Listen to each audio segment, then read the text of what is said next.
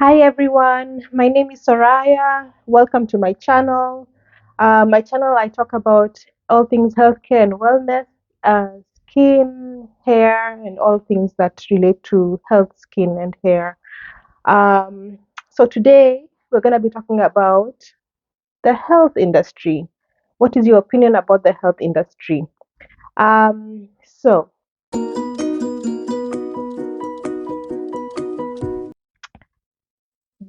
I'm a nurse, and whatever I say is my opinion, not the opinion of my employer. But I have been, around the health industry for a few years, and you just learn and observe, and you get to see some things, and be questioned on some things, and you just learn some things while you're in the, working or around doctors or nurses or whatever whoever is in the health administration and everything like that. So um, you get to see, especially in terms of the people who are doing it because they want to do it, or are they doing it because they want to profit from it or they want to make money? I mean, generally, when you're going to a job, you want to get some money out of it. That is understood. But there are actually people who go into healthcare because they have a passion for it, because they want to help people, and then there are those who are like, whatever, I'm just here because I want to get my money. So yeah, I've seen both of those, and sometimes you just like, you know, you wonder sometimes for some people, are you really like truly in the right industry? And then also like healthcare, the industry also has changed. It's very like overwhelming, overburdened. So people get very disillusioned quickly. But if you have the passion for it, then it hopefully probably should take years before you are like, yeah, I quit, or you have like a bad attitude or anything like that. At least in the earlier years, you should, I believe, like at least have a passion for doing whatever you're doing. For the most part, people who are in healthcare usually have a passion for it. Just a few bad apples here and there, or those people who actually practice healthcare. I'm not sure about like healthcare administration. I mean, there are health oriented people who are in healthcare, and then there are those who are just like managers in the terms of business, and they are there to make money. That is what they're there for, and they might have a passion for that, but sometimes to balance the two is a little bit difficult. So when you are with, like, you've seen like in social media, like, the things that people do, um some things it's just a generation thing. Like people are more into like taking videos and sort of like helping the people. They're taking videos of the people. Those are the things which are disappoint, like, you know patients sometimes. Like, why would a healthcare person do that? Or like, like in social media you would see like how like the nurses are treated by some patients, like workplace violence, and they're like, how are they able to still be in that industry? Like, it goes both ways, so it can be very um it can be rewarding, and it can be, really like taxing at the same time. So um as the patient, you have to be, um you know you want the best, but you also have to be aware of what is going on around you, and the times that we are living in. And sometimes just, be grateful for those people who are caring for you, but also be cautious in terms of just don't take everything for granted. Um, the other thing is maybe like, I would say, like, observation between like older doctors, younger doctors, or older professionals and younger professionals. Um, in terms of money, like, it goes the same way. Like, it doesn't matter the age. Some people I've seen who are older individuals and they are about the money. Like, they have, maybe they've specialized and they know, I'll give an example. Like, I met a doctor who was, you know, an older individual. He specializes in a certain, specialty. He's, he has his own office. He knows that he's giving this service at a very uh, convenience because it's not part of the hospital, so people can come quicker to him. But oh my God, he was charging so much money. Like, you can tell that the service that he's giving, he's actually making a killing out of people because of it. So it's like, I mean, it's good. It's a capitalist society. We, for, most of us countries, we know that we want to make money, but sometimes, you look at it and you're like, is that like really necessary? Like, and then the services maybe don't even match it. Like, you're late, or you're not giving like optimal services, or you're doing the bare minimum. It's like, sometimes you just like question, like, because, well, I don't know for you, but for me, I appreciate, like, when I'm with my doctor, I want to ask all my questions. I want to have all the time, and I don't want to be rushed. And that, yes, that means I might have to wait for certain people, certain circumstances, because for such kind of doctors, they might take a longer time. But yeah, as long as you factor that time and you make sure that, you finish what you're doing on during that time and make my time for me, I don't mind. But if you're promising things that you cannot keep, then that's when I'm like, I don't know.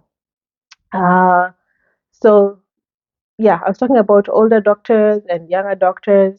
For example, recently, like, especially among the younger doctors, there's the, like, the fire movement, where, they want to work now and retire early.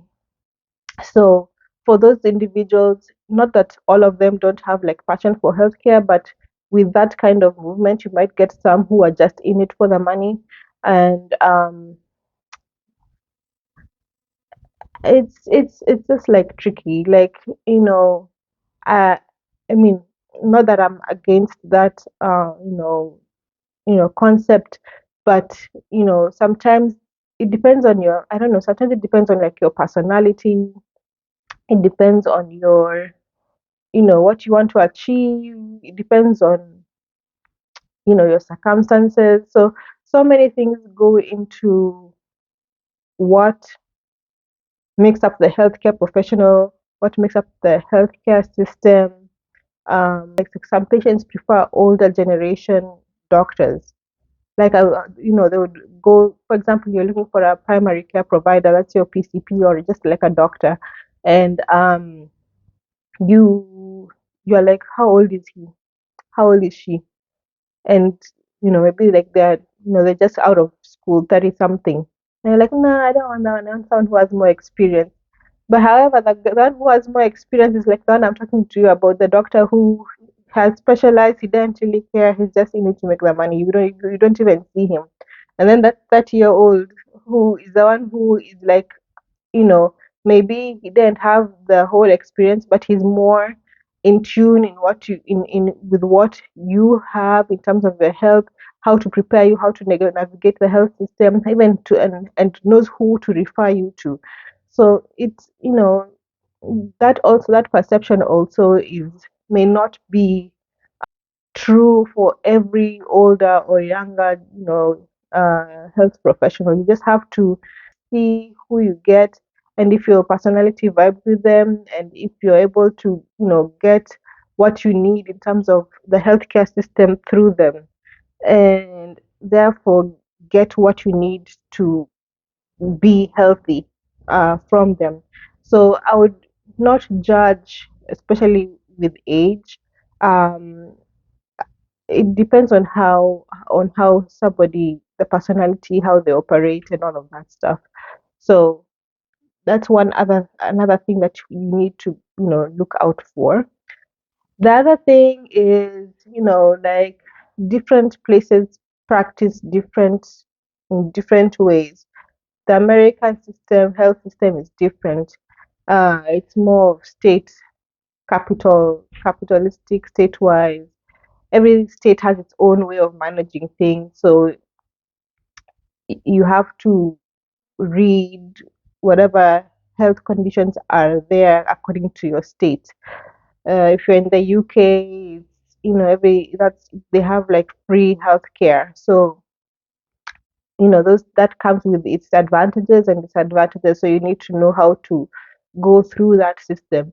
If you're in Africa, like for me, my parents in Kenya, you can go to a private person, you can go to a public hospital. That just depends on how much you can afford, and how good the hospital or the system is at, or where you're going to. But usually it depends on the money and the experience of the doctor. So depending on which system you're dealing with, then you need to understand how it works and how to go through those systems. And you have to be careful. You have to know what the rules are. You have to know how to move from one person to another. Don't be scared to get like a second opinion. I know that depending on which system you're taking, that can take a while. But if you need to take a second opinion because maybe you don't trust something, or maybe you just need to be clear about a certain condition or procedure, then be free to do it. Um, and it will depend on how you're able to navigate that system. So I would urge the patient to know like which healthcare system they're dealing with, learn from your friends, learn from your health provider, learn how things are done in whatever country that you are in. Also, in that vein, there are those who really know how to navigate the health system, and then there are those who do not know at all. And for some others, there's some patients who overuse the health system, like they're always at the hospital. And not that is has several factors. Maybe because they don't have access to their doctors on time, which happens especially here in the States, or they don't have capacities to prevent whatever infections or emergencies that may occur, and they have to use the health system like the emergency department more often than not. Or it may also depend on how chronic your illness is. For example, if you have like something like cancer or diabetes, you may be more prone to using the health system than somebody who just has an upper respiratory infection. So depending, some patients just like use the health system much more often than others. um, and it could be a good thing or a bad thing, because sometimes the health system gets overwhelmed and they have to do a lot of like weeding out like who needs more help than the other, and some patients get discouraged by that. So I would say don't get discouraged. You don't have to use the emergency system all the time, but you need to know when to use the health system, and try to get in there. Calling your primary care doctor usually is the first step. So calling your doctor, letting them know what you need. They'll probably want to see you if it's something which is urgent, and if they think it's more urgent, they can always take you to the emergency room. And depending on how the system is, you might be seen sooner rather than later. Um, and but also, if you're not able to meet with your primary care, or you think it's something that is a really emergency, for example, you've cut yourself or you have an abscess and it's blocking what we call your ABCs, your airway, your breathing, your circulation, anything which does has a problem with that, go to the emergency room without hesitation, because then you might be able to save yourself or your family earlier than talking to your primary care. So you really have to discern which what care that you need and what help you need, and that may come with experience, that may come with learning more, research. That usually, if it is something serious, you will know, and you can ask other people and be like, "Oh yeah, you need to go to the emergency room." Also, yeah, having that support, like having friends or family who know how to navigate the health system, also is something that you may need to do, especially if you are new in a country and you don't know how their health system works. it's good to have that those people who already know what to do. Um, and if you don't have, then there are people your primary care is your next best, a person, and don't be afraid to call them if you have a problem. So what do I think?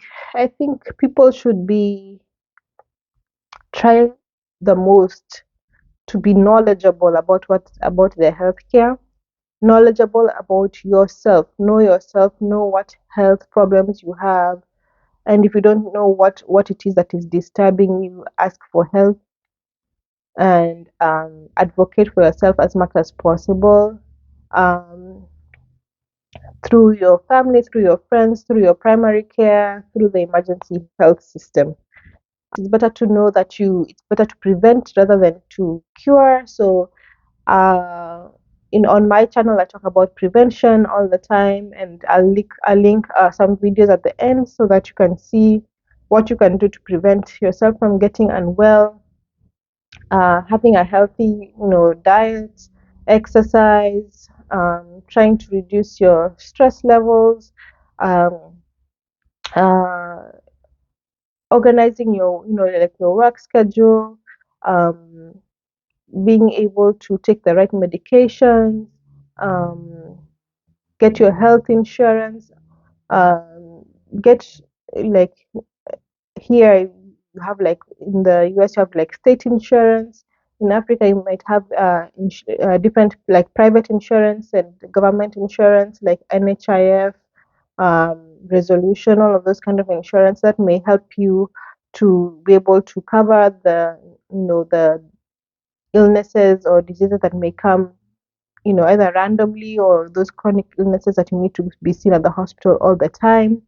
And advocate for yourself, be able to talk.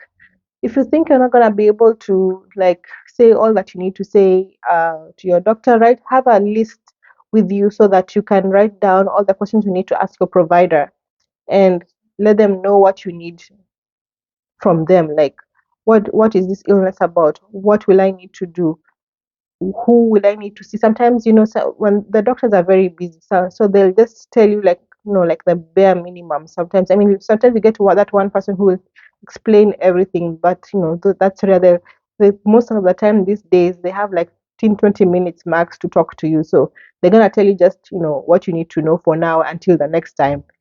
But for you, if you need to know the next steps to be prepared for it, then you need to have like your own kind of mental checklist. So, for example, if you're asthmatic, like, doctor, what is this asthma? What does what the what how does it come about? What can I do to prevent it? What medicine will I use? Which pharmacy usually issues that medication? What is the cost of it? Will I be able to afford it? You can, is it a brand? Is it a brand? Is it a generic? Is the generic still the same if I use that instead of the brand one? Um, is it easy to get? What can I do for my family so that they don't get the same problem? What do I do in an emergency situation? All of those things, because they might not tell you all of those things. They'll probably be like, oh, you're asthmatic. This is what happens. This is the medicine you need to pick up, go to them, whatever, and take it. If you don't ask how to use it and all of that stuff, then your bag, like, it's like you really didn't get the most out of your visit. So that's why I'm saying you need to make them accountable and make them explain to you, because they know like what that condition has to do in totality. So you need to ask them everything and clear up all your questions and doubts and um, things that may not be related to the illness, but it might be related to your finances, or may not be related to your illness, but it might be related to maybe your genetics. So help clear all that doubt out of your head before you leave your doctor's office. So in terms of finances, like hospital visits can be expensive. So sometimes you might have to either shop around and see which one you can afford, which one you can't afford. And those ones you can afford, also about like the drugs, as I said, you might have to ask which is available to you, which is available to your insurance. Uh, is your insurance able to cover all your medications? If you're paying from your pocket, is it a drug that you'll be able to easily afford, or can you get a cheaper medication? And yeah, you need to advocate for yourself in terms of your finances and see if um, you'll be able to manage the condition as you would like to. Some people also have, like some doctors really have samples of certain medications, so you can ask your provider if they have samples of like medicines or products that they are offering for your condition to help you ease that burden. Um, yeah, so also just be aware of the cost that will be on you when you're with a certain condition, and how to navigate that, and see if there are people at the hospitals who can also help you. So if you need resources in terms of what whatever health condition you're having, you can ask. Here in the States, you have like case managers and social workers who can help you with like financial or economic resources, or resources at home, which might help you to ease your condition or symptoms. In terms of prevention, don't forget to do your annual exams, do your screenings. Um, Usually, the annual and screenings are usually free by the insurance, so don't be scared to go for your annual exam. And if they do charge, then let they ask them like, what is the charge, and why is it being charged, so that you can know for the next time. But yeah, at least your annual, even if you're being charged, still go for it, because at least it helps let you know what's going on with your body every year. So your pap smears, eye screenings, ear screenings, um, dental, if you haven't had a dental screening for a while, um, just your health, your body system, your annual exams and screenings every year, so that you're just up to date and you can catch things early before they become a huge problem. Apart from that, you can also avoid things that for sure is going can lead to a health problem. For example, smoking, alcohol, substance abuse, drugs. If you can avoid them, please avoid them. uh, the earlier, especially if you have a family, the earlier the children are able to avoid it, the better for the better for them, the better for your family. So try and avoid, like, peer pressure, smoking, drinking alcohol, like the social groups which have like alcohol use, substance abuse, marijuana, being in areas where that is, promoted, and that should not complicate your life even further. For example, if you have asthma and you're smoking, like, you're most likely to have more asthma exacerbations and maybe even lung cancer or things like that. So if you're able to avoid the things which definitely is going to irritate your condition, then avoid it. Take care of your health. As I said, take a healthy diet. Yeah, do your exercise. Um, you can still socialize, but socialize so that it's a matter of like reducing stress, not increasing your stress. Yeah, do a lot of exercise, and keep things in your fridge which are healthy: fruits, vegetables, fish, chicken, like good carbohydrates. Not like candy or chocolate or cookies. I mean, once in a while you can have that, but more of things that you can cook within your house and have a good healthy meal. And then there's some things which you just can't avoid. For example, like illnesses like pregnancy, and not illnesses, that's a condition like pregnancy condition. Maybe you have a problem like hypertension. Just try and manage it the best way you can. As I said, with your diet and your exercise, it should help. With genetics, you might still be pregnant and have, like, for example, hypertension or diabetes. Do follow the instructions that the doctor gives you. Try and reduce your carbs. Drink plenty of water. um, Follow up with your doctor. They can give you medications to reduce your blood pressure, things like that. And hopefully, the condition goes away on its own, or you're able to manage your condition in a good, healthy way. Um, yeah, so let me know what you guys think about today's health industry, about your doctors, about how you navigate the health system. Do you have insurance? Are you going to the doctor? What is your fear? Do you fear going to the doctor, and why do you have the fear? Is it like, apart from money, because I know money is the main, like, cause some people decide not to go to the doctor. But if you did have money, would you still go to the doctor? Would you have a fear of going to the doctor? Like, what are those things that are barriers to you that you think um, you can do to help yourself, or maybe the health industry can improve on? I mean, this has been talked about over several, like, um, group settings, social media groups. So I'm sure you have an opinion about something. Actually, if you have an opinion, please comment on the comment below. Like this video if you are interested in this topic, and share and subscribe. So yeah, if you have a comment for me, put it down in the comments. Share with other people what you do to help yourself be seen and get the best care from the health system. um, for example, for me, I try to advocate for myself and advocate for my patients. If I know that they're not getting everything that is useful for them, uh, if I'm able to, I direct them in the right way so that they can get the resources that they need, or clear up their questions if they have any questions. But yeah, let me know what you guys do, and how you think maybe the health system was before compared to what it was now.